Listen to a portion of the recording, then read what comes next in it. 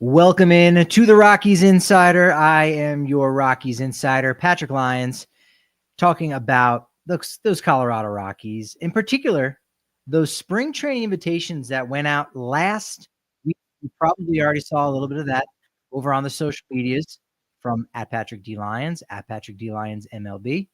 But I'm going to get into a little bit of a deeper dive as to who actually has a shot at making the opening day roster. Who could possibly force manager Bud Black's hand to making a decision to add one of these players, subtract another?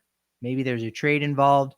Regardless, 23 non-roster invites have an opportunity to not only just provide depth for the Rockies, but also to challenge and compete for a spot on the opening day roster this year. There's some other news and notes worth going over. A lot of Rockies around the league signing deals with new teams.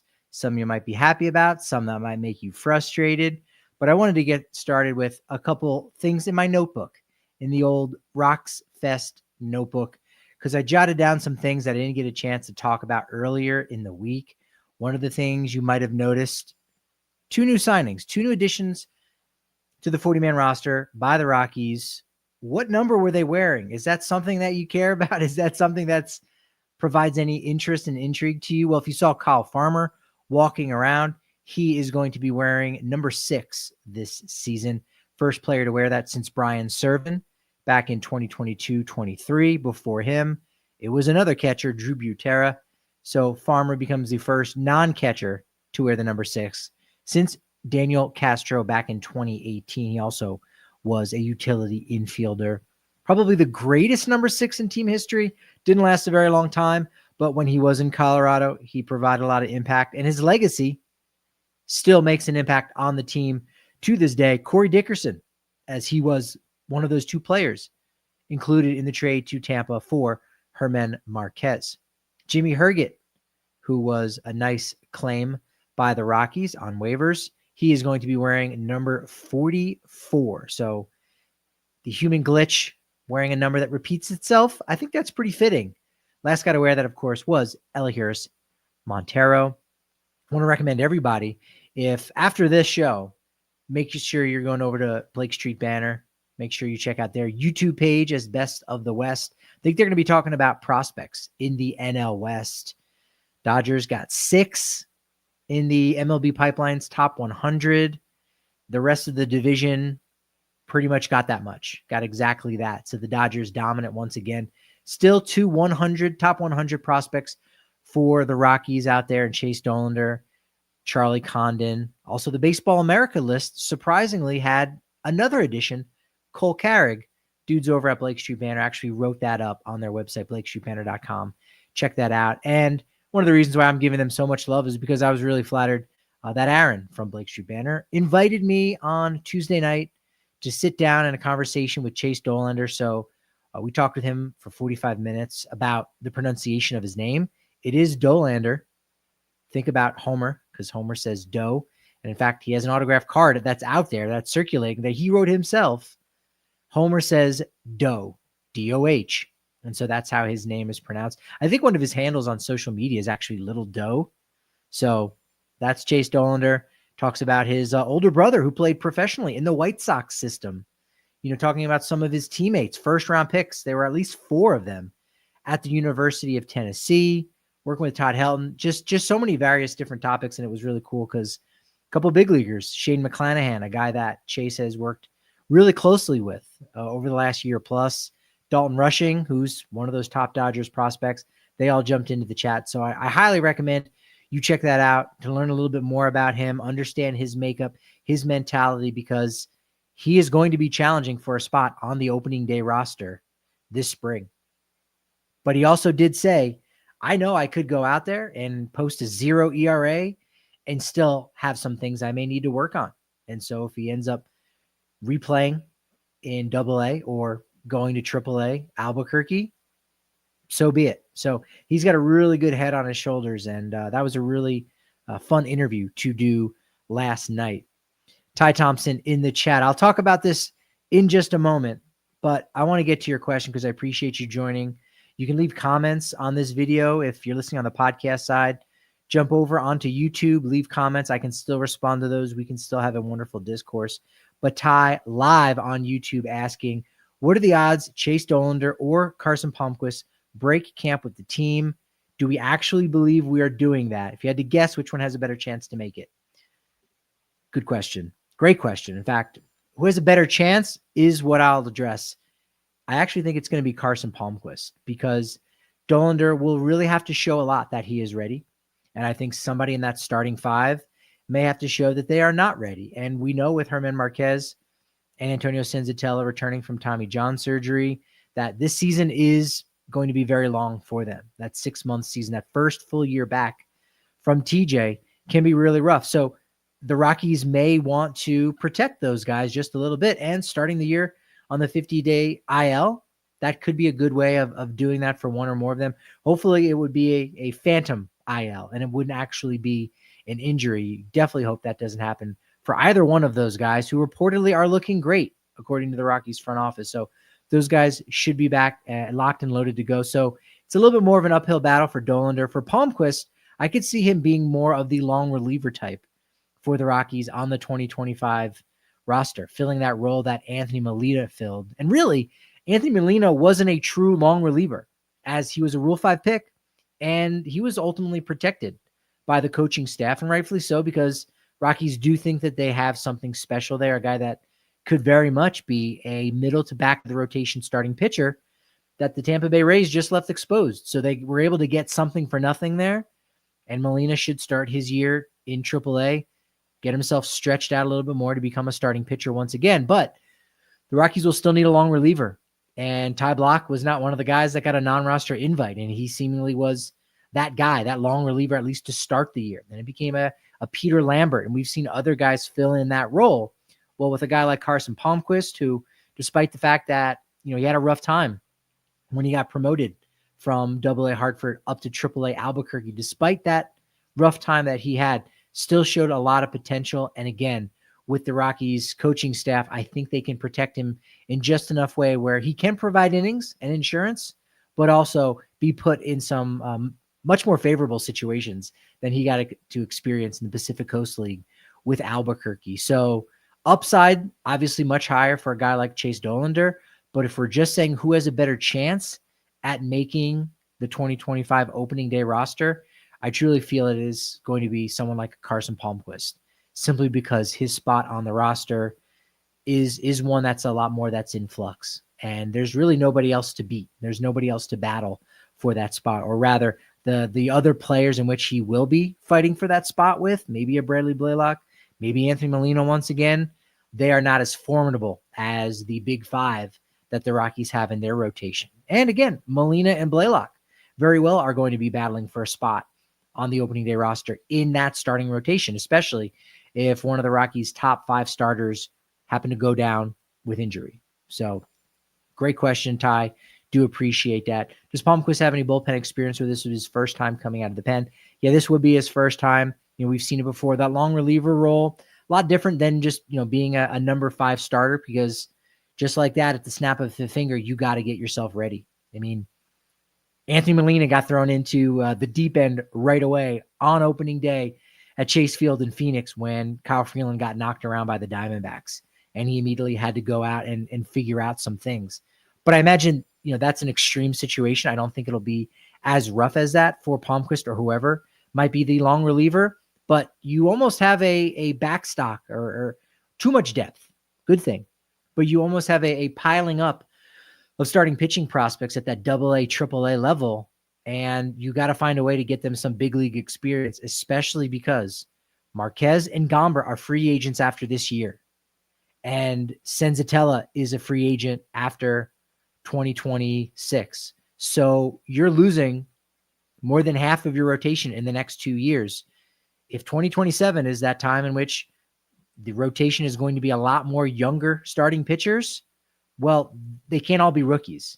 You can't run back, what the Rockies were able to do in 2017. That was somewhat of an anomaly to have 3 rookie starting pitchers like that in your rotation. Senzatela was coming out of the bullpen a lot more, but towards the end of the season, there were parts where you had all 3 rookies in Marquez, Freeland, and Senzatela in the rotation. I think that's more of an exception to the rule than anything. So you've got to get Palmquist some experience in the majors. Dollander is also not on the 40-man roster. Same thing with Palmquist. So those are two players, of course, that would need to be added. Somebody would have to come off. So there is a little roster finagling, if you will, for that. But we've seen the Rockies do a good job of taking some of their starting pitchers, throwing them into the bullpen. Wouldn't necessarily mean that Palmquist immediately becomes a full-time reliever for the remainder of his career. Could very well work his way back into the rotation. But for now, as a long reliever, Lucas Gilbreth was able to do it really successfully as a lefty out of the pen. Again, this being much different because we're talking about a long reliever, and they're more likely to get starts and be able to maintain that length on their arm, right? That durability that they can still jump back into a starting rotation. So, Ty, welcome to the show. Appreciate you jumping in on the chat. A lot of Rockies on the move. Speaking of relievers, Carlos Estévez, just before going to air, signed a 2-year deal with the Kansas City Royals, worth $22 million reportedly. That deal does include a $2 million option for 2027, or rather a $2 million buyout on 2027 worth $13 million. Carlos Estévez, you know me from my work that he was going to be a player that the Rockies miss dearly in their clubhouse because of that leadership he provides to both English and Spanish speakers. His value in the bullpen very much gets muddled when you pitch at Coors Field half of your games. But the numbers were still relatively favorable for Carlos Estévez in Colorado, in Denver. Gets that nice 2-year deal with the Angels. They immediately put him in as their closer. Does a nice job with Philly last year in the postseason, relatively speaking. But he is one of those names of a more affordable relief pitcher. Kirby Yates, his deal gets finalized. He gets $13 million with the Dodgers. And you look and say, well, overall, Carlos Estévez does make more money, but it's less annually. So 2 years, $22 million guaranteed with the Kansas City Royals. So look, if you're looking for former Rockies to root for on different teams and you still got your Royals Garrett Hampson jersey lying around, well, now you can go and maybe support the Kansas City Royals, the nearest American League team to Denver. So that could be all right. You'll have to wait for Carlos Estévez to come back to Coors Field until 2026, as Colorado will travel to KC this year, and then next year, Kansas City will return the favor at Coors Field in 2026. San Diego ends up re-signing Elias Díaz for a 1-year, $3.5 million pact. There's a mutual option for 2026. This is the first major league deal for the Padres this offseason, first major league free agent. Now, it's their second 40-man addition after acquiring Ron Marinaccio, a.k.a. Ronnie Marinara, which I think a lot of the fans in New York when he pitched with the Yankees last year would call him. But Marinaccio was designated for assignment, so sure, it was a trade, but it was ultimately just picking a guy up off the scrap heap. This is the first big league free agent that they've signed. All the rest have been minor league deals. And so now the Padres will end up paying Elias Díaz more than the Rockies will be paying Jacob Stallings this upcoming season. Stallings getting $2 million for this season, $2.5 million guaranteed. There's a $500,000 buyout for 2026. So Díaz still, I've said this before on the pod a lot. Elias Díaz is a great example of maximizing potential. I've talked about it already a ton this offseason. Many people have, especially when you look at Cal Quantrill and Brendan Rodgers, two players that the Rockies ultimately have nothing to show for right now going forward after the investments that they made in both those players. One, a lot more than another. A lot more was invested in Brendan Rodgers. You cut ties with him and, don't capitalize on his resurgence, really, as being a top second baseman in 2022, especially with that Gold Glove award that he was able to win there. But Elias Díaz is another one of those examples where the Rockies did not do the best possible job they could with asset managing, right? He was an all-star game MVP in July of 2023, and he still had a year and 2 months left on his deal. Year plus of team control. And when I say all-star game MVP, for anyone out there that's listening to that, go, well, why would a team pay for that? Well, they're not. It's just a simple fact that he was the MVP. Doesn't really provide a ton of value, right? Another team is not paying that just because he won the MVP.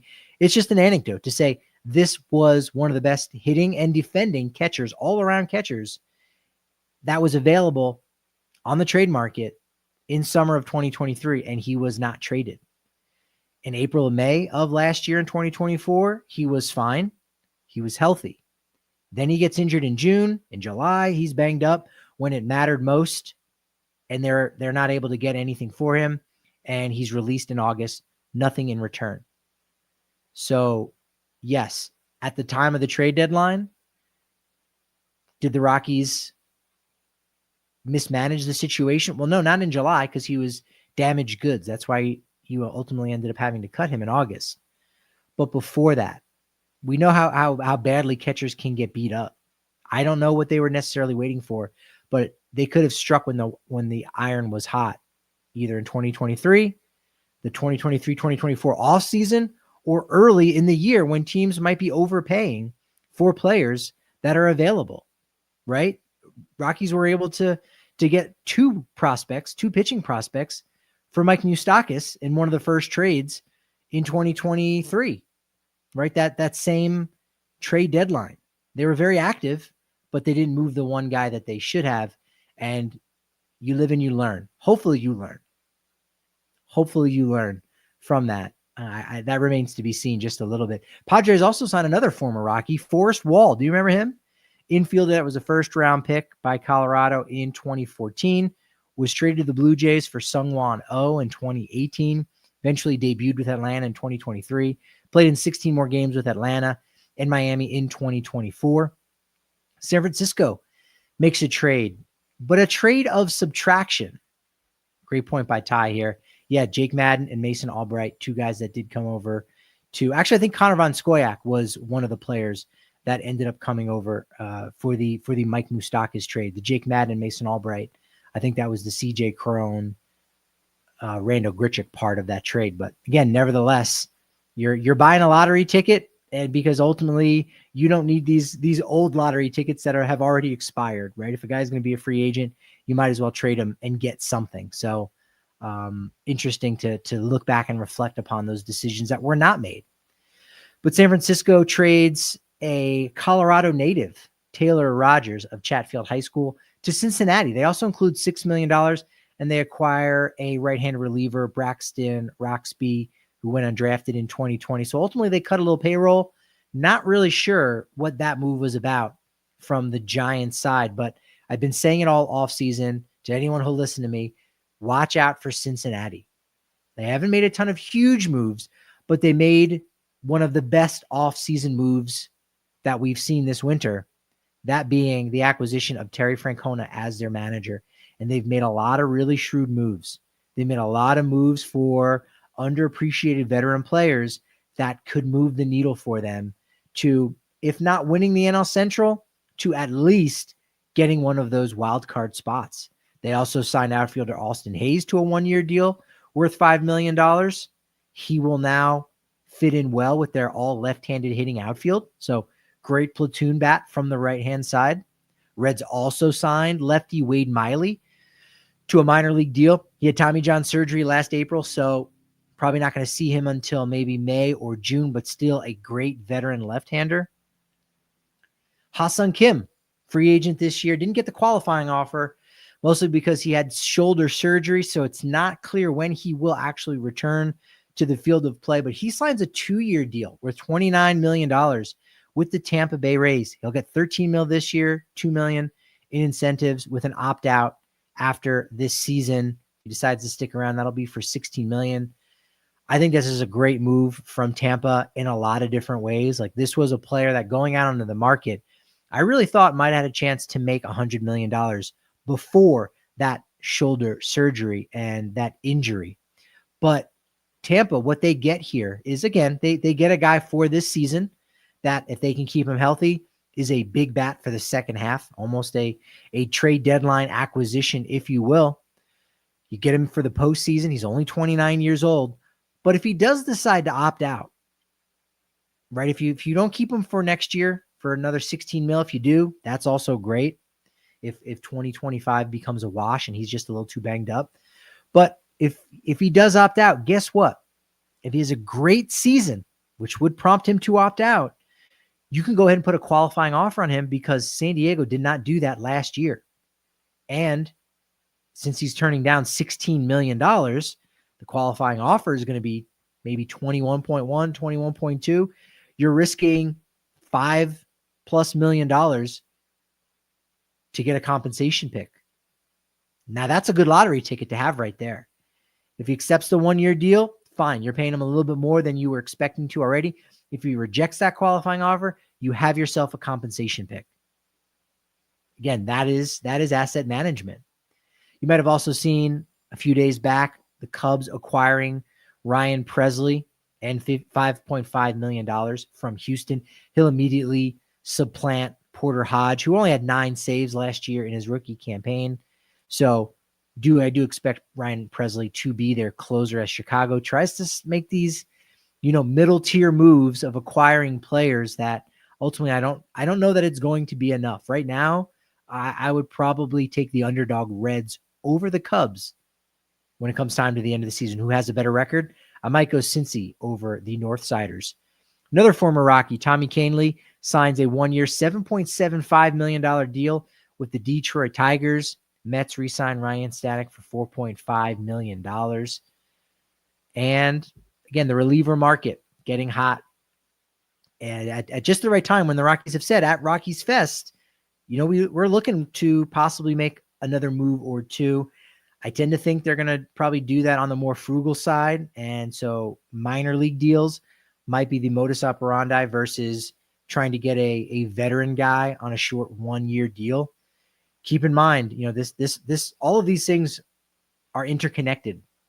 But if you're a relief pitcher, you have to think about not only having to pitch your year in Colorado, but also what that does to your market next offseason. And if you go sign with another team, even for slightly less money, is that team going to trade you if they are not good? Odds are, yeah, as long as you're good. But odds are that the Rockies would trade you? Probably not. So that, I think, is really something that can hurt the Rockies in the free agent sphere is, look, I'm a veteran guy. I just need a 1-year deal for right now. I'll settle for this because I think my numbers will, I'll benefit a little bit. I know I'm going to hear some negative stuff on the flip side, but I'll go here for 1 year. And then I think I'll be able to get another 1-year deal after that. Or I'll go here and I'll play for 3 months. Then I'll get traded to a contender and I'll be able to show my value. You can't get that guaranteed by the Rockies. And I think there are a lot of players who might not take a 1-year, say $2 million deal with the Rockies. They'd rather go play in AAA at Oklahoma City with the Dodgers, where you have a chance to get called up and maybe make half as much money. Maybe your veteran deal will guarantee you $1 million, but you also have a chance to win a ring. And if that doesn't come to fruition for you, well, your stock really didn't get hurt quite as much as if you were pitching at Coors Field. That is certainly a detractor to these 1-year deals for relief pitchers.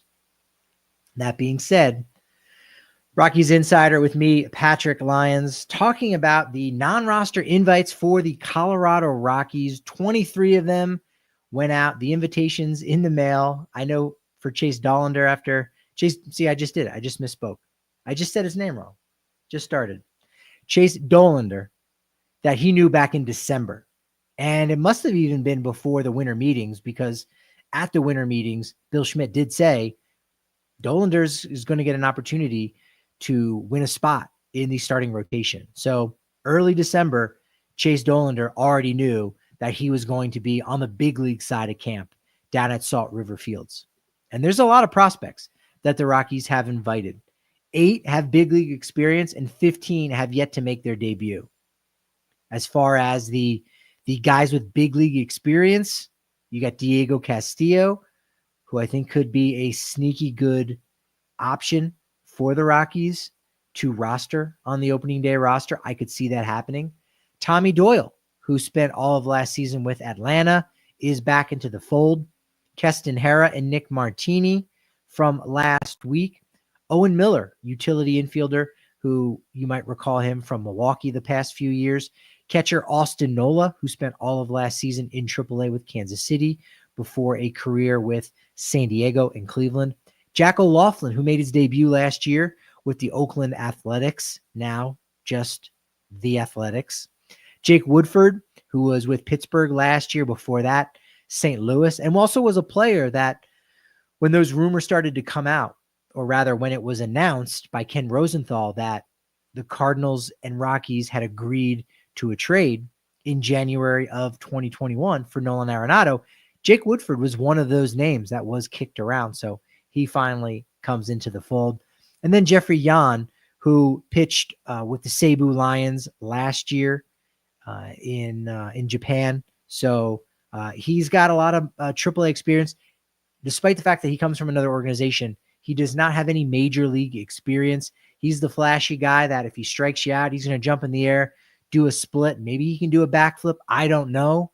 But as exciting as the highlights have looked for him, I think there are a lot of questions with him being able to fill up the strike zone enough. Missing bats, I think could be a concern to a degree. So he'll get an opportunity. I think he's going to have to prove himself down in AAA Albuquerque before he gets a shot. Sure, he's a wild card. And while on one hand you could say, man, if you can harness this lightning in a bottle, you could really have something. We know how conservative the Rockies can be. You also have to know that lightning in a bottle can't always be captured in a bottle. So the odds of someone like a Jeffrey Yan actually making the open day roster, I would put as somewhat of a long shot. But he's going to go out there and try to prove me wrong. Some of the other players that are the non-roster invites, you got Carson Palmquist, who, as I've mentioned previously, is a sneaky good candidate to make the club out of spring training as the team's long reliever. Speaking with some front office personnel, they want to get Palmquist, as well as some other guys, big league experience. They want to get these guys some opportunities, and as a long reliever is a great way to do that. They did it last year with Anthony Molina. They could do it again with someone like a Carson Palmquist. There are other pitchers you could look to and just, point your finger and say, hey, why not this guy? There are reasons for that. Why not Gabriel Hughes? Well, he's just coming back from Tommy John surgery. That probably wouldn't be a good fit for someone like him. Why not someone like a Chase Dollander? Well, I think because you want to keep him as a starting pitcher and continue to build his momentum. I don't think he would really benefit from some mop-up innings late in games or even early in games if the starter gets knocked out in the third or fourth inning. I don't know that Chase Dollander, a guy with his upside, with his ceiling, you don't really see a lot of those guys just languishing, in a sense, as a long reliever. You wait for a spot, or rather you make a spot for a guy like that in your starting rotation. So that's what you want to do with Chase Dollander. So he can be great. You either going to put him in the rotation or you send him back down to AA or AAA to get a little more seasoning, and then you make a spot for him in the rotation. You don't stash him as your long reliever. Carson Palmquist, I could see that end up happening for someone like him. The four catchers that they've invited, Ronald Palma, Braxton Fulford, and Bryant Betancourt. This will be his first big league spring training. Fulford is definitely probably. Really, I'm a professional at this, and I'm using terms like definitely, probably. It's still spring training for me. It hasn't even started yet, actually. So I'm not mid-season form. Hopefully you'll give me a break on that. But Fulford is the best catching prospect of the non-roster invites. I'll put it like that. He's been a player that, since he was drafted, has been talked about very highly. Went to Arizona Fall League almost immediately to work with the pitching staff because of his abilities behind the plate. And while you could see someone like a Austin Nola and a veteran like Bud Black, liking his veterans, I should say, does Nola have a shot at making the opening day roster? I think he does. I think he could. Again, that is one of those names where you have to listen. You have to listen to what's coming out of Scottsdale. If Nola's name is coming up a lot, that will tell you how the Rockies feel about Goodman and Romo's readiness. They like these guys. They like a lot of their guys. We know the Rockies have a bad reputation of liking their guys too much. But how much do you like their readiness? how much do you like giving this player an opportunity or opportunities to feature in the big league level and make mistakes on the major league level? The Rockies should not worry about making mistakes. They should not be worrying about losing 100 games. They should be worrying about getting their team better for the future. And you could lose 110 games. But if all of your best players and all of the playing time is going to young players that are on the fringe and that should be getting an opportunity to develop, I don't think that is a bad thing. I've said it before. You could win 10 more games than last year and be in no better of a position to be relevant and to be at 500 in 2026. Because if Marquez, Gomber, Jacob Stallings, Tyro Estrada, Kyle Farmer, if those guys do all the heavy lifting and they're not going to be back next year, well, then how are you going to feel that much better about the guys that are left behind who didn't contribute quite as much? Now, I don't think that's going to happen, but could you have a blend? Could you have a mix of something like that where the veteran guys are doing that heavy lifting? It could be. And I don't know that that's a great recipe for the future of the franchise. You have to let these young guys find their way. That's very critical. Two of the non-roster invites wrapped up their 2024 season at AAA. Palmquist, of course, and then Julio Carreras, who's now been to a handful of major league spring trainings. He was a former 40-man roster guy. 8 players finished their season up with AA Hartford. Zach Agnos, Chase Dollander, Fulford, Benny Montgomery, Palma, Ryan Ritter, Sean Sullivan, and Sterling Thompson, 3 of which were at the high A level: Brian Betancourt, Kyle Karros, and Cole Carrig. Now, Karros and Carrig are 2 really interesting, exciting players. Those are the guys that is really going to get you hyped up. Now, Veen's going to be there. He's on the 40-man roster. Yanquiel Fernandez. You'll see a lot more of those guys than you have in seasons past. I think you saw a lot of Veen last year. I think you'll see a lot more of Yanquiel Fernandez this year to get you excited. But then those players that are on the outside looking in, at least for right now is not their time. But Karros and Cole Carrig, Jordan Beck made the jump from high A to the majors in months. He ended 2023 at high A, right? Or rather, he started his year at high A and eventually made it to the majors that next year. So I think Karros and Carrig, could they debut by the end of the year? It is possible. Might be long shots, especially since there's so many guys ahead of them on the depth chart that's more likely to get an opportunity. That could happen.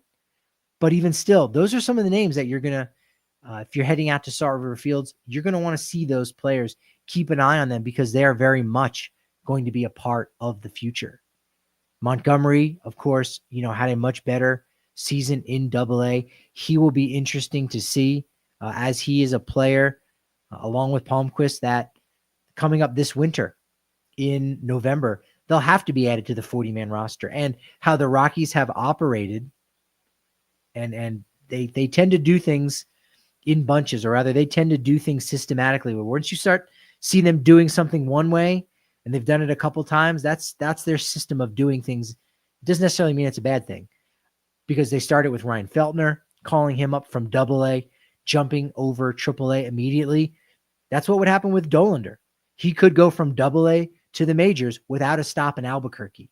So that is certainly a positive thing to see. And with that, adding guys that they need to add to the 40-man roster in the winter, adding them a little bit early to give them those big league opportunities. They did it with Drew Romo last year. I could see something like that happening with a Benny Montgomery. Carson Palmquist, I've already stated, I think has a good shot at breaking the opening day roster as the team's long reliever. Zach Agnos is another one of those interesting names that, because there's already so many relievers on the 40-man roster, I think it becomes really hard for someone like him to win a spot on the roster. He could be fantastic, but it's still just not enough because there's so many guys ahead of him. You also have to keep in mind, and I'll be saying this a lot during spring training, you have to take some of the spring training numbers with a grain of salt, because some of these guys are doing what they're doing at Major League spring training. You're paying Major League bucks to see guys for $35 at Salt River Fields. but are they playing against other big leaguers or are they playing against other minor leaguers? And by the time, you get to the 7th inning, it's really AAA players versus AAA players, a AA hitter versus a AA pitcher. And so if that's where Zach Agnos is going to be used and he has a perfect 0 ERA, you have to take that with a grain of salt. You can get very excited about Zach Agnos because he has been one of those guys that they've been touting. And I think the guys over at Blake Street Banner did a good job of touting him really before anyone else. You can get excited about him. But if he doesn't make the opening day roster, despite great numbers, there's a reason why. It depends on who he was facing and the simple fact that there are so many other guys on the 40-man roster that Colorado and Bud Black can shuffle back and forth from Denver to Albuquerque without any without there being any consequence to that, because guys have options. But a lot of the non-roster guys, all of the non-roster guys, because they're not on the 40-man roster, if you want them on the active roster, somebody has to come off the 40-man. And it doesn't look like there might be any guys that are going on the 60-day IL where that creates a spot on the 40-man. It doesn't look like they're just going to be cutting anybody completely at random. They like their guys. We know that. So it becomes a lot harder to find a spot on that roster. And it's more likely to go to a veteran guy, a veteran like a Diego Castillo or maybe even a Jack O'Loughlin, than it would be a guy that doesn't have to be added to the 40-man just yet and could very well still make an impact on the 40-man roster later on in the season. Because if you run with a Diego Castillo and you say, okay, this is a guy that's going to be in my bullpen on opening day, if things don't work out with him after 2 months, you can cut him and not feel bad and then add Zach Agnos. But if you're adding Zach Agnos right away on opening day, or another reliever like him that's a non-roster invite, someone's coming off the 40-man roster. And if he doesn't get the job done, who's behind him to take his spot? Because at least in the reverse, you got Zach Agnos waiting in the wings.